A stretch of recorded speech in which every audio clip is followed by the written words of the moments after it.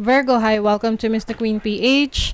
At ito ang inyong monthly reading for February 2025. So, if you're interested in private readings, meron tayong link sa description at sa pinned comment. Paki-check nyo na lang information kung paano mag-book for a private reading. And please subscribe to our channel to show your support.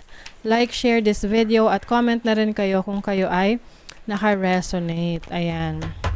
And thank you sa mga hindi nagsiskip ng ads. Okay, let's see Virgo. What's up? February 2025. Octopus. Okay, so energy ng octopus. This is about pagiging busy. Maaring meron kayong mga pagsasabay-sabayin ng mga activities, mga obligation ngayong February. This is also about regeneration. So, maaring mas lalo nyong palalakasin ang inyong pangangatawan, mas magiging energetic kayo, very busy. And also, maaring iba sa inyo, magiging very creative rin, no? Marami kayong mga projects na gagawin, pagiging flexible din. So, yung iba, pwedeng magpo-focus rin kayo sa inyong physical strength, na magbabanat-banat ng buto or mag-exercise, ayan. Kasi flexibility ng pangangatawan rin yan eh. Let's see what else. You have the wave. Wave. Parang money wave. Oh. Wave is about unity. This is also about connection mo sa sarili mo. So, I think, yung iba sa inyo, may pag-focus rin sa sarili, no? Part ng pag-aalaga nyo sa sarili nyo is your physical strength or yung pagpapalakas ng inyong pangangatawan. Oo. Mas mag-exercise, mas magiging active. You also have spider. So, ang spider is about healing. Oo. Maari ring meron din kayong gagawing mga activities that will heal you physically.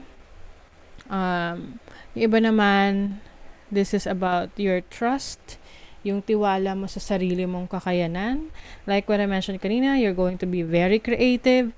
Maaring finally, no, gagawin mo na yung mga sinet mo sa sarili mo na goals.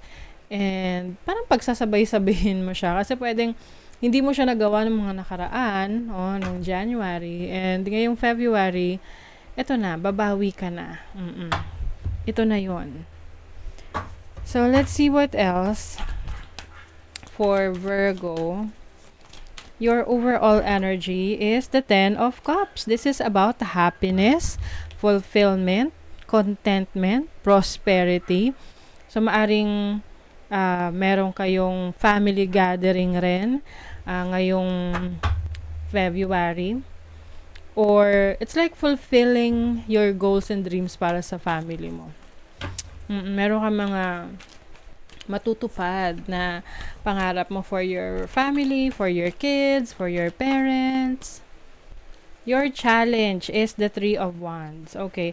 As a challenge, pwedeng meron kang mga delays, no, ng pag-travel. Kung meron kang travel ngayong February, pwedeng ma-delay or pwedeng medyo mahirapan ka doon sa travel na yan. So, kung ikaw ay nagda-drive, make sure na nasa magandang kondisyon yung sasakyan mo. Kung naka-schedule yan for maintenance, pa-maintenance mo na, or kung naka-schedule yan for renewal, pa-renew mo na, ganon. Let's see your opportunity. The 4 of Cups. This is about boredom. Yung iba sa inyo maaring ramdam ng parang you are feeling bored. Kaya siguro mas gusto nyo na maging busy, kasi kapag wala kayong ginagawa, feeling nyo hindi kayo productive. But actually, hindi porket wala kang ginagawa is ano ka na, hindi ka na productive. Kasi pwedeng yung pagpapahinga rin, no, ay makakatulong sa'yo para ma-clear mo yung isip mo, ma maayos mo yung mga priorities mo, 'di ba? So that's an opportunity for you to think about or isipin yung ah, mga bagay na dapat mong unahin. Let's see your blessing. The blessing is the star, o 'di ba? Like what I mentioned kanina, meron kang fulfillment.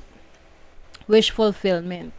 This is about miracles. So maaring merong ganap ngayong February na masasabi mo, uy, milagro, or parang ano siya, hindi mo inaakala na mangyayari sa'yo or maaabot mo. This can be your goals, no?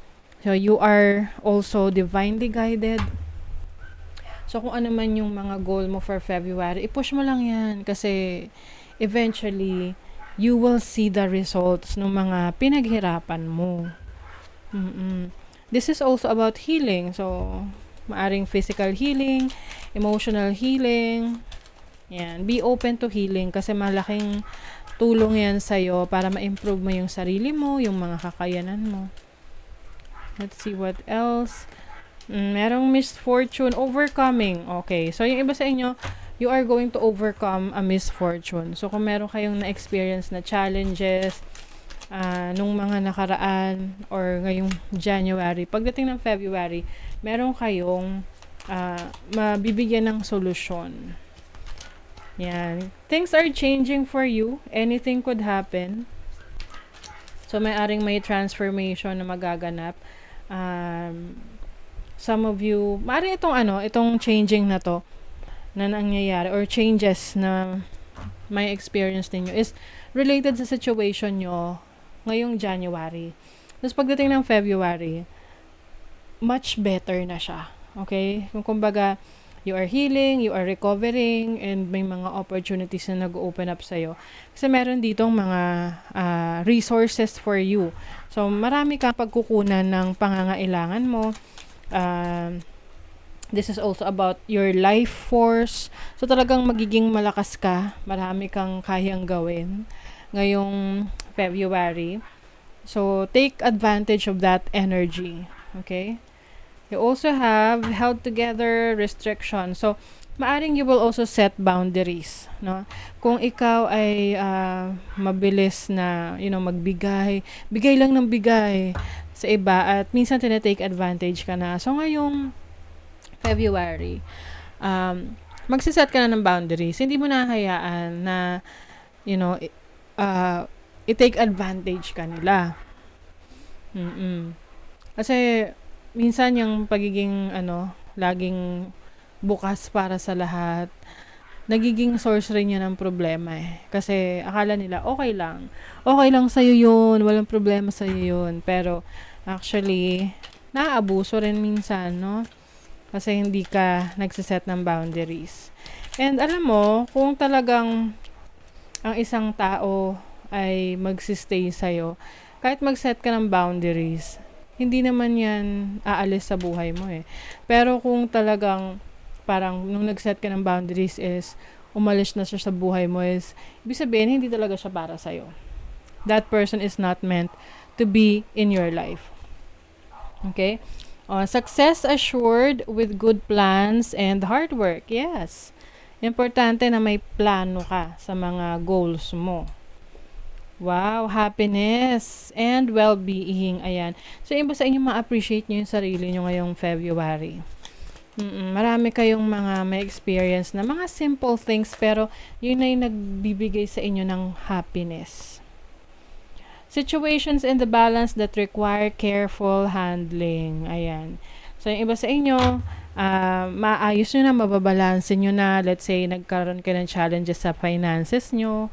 Ngayon, mababalance nyo na siya. So, I see you exploring new opportunities ngayong February. Let's see what else. Speak up. Okay. If you avoid conflict to keep the peace, you start a war inside yourself. So, ito yung sinasabi ko sa inyo na self-expression, no? na you need to express yourself. Wag mong pigilan yung sarili mo kapag kailangan mong communicate kasi ikaw rin yung mahirapan, no, na hindi mo nasabi kung ano talaga yung gusto mo. Okay? So, that is your reading, Virgo. Thank you so much. See you again.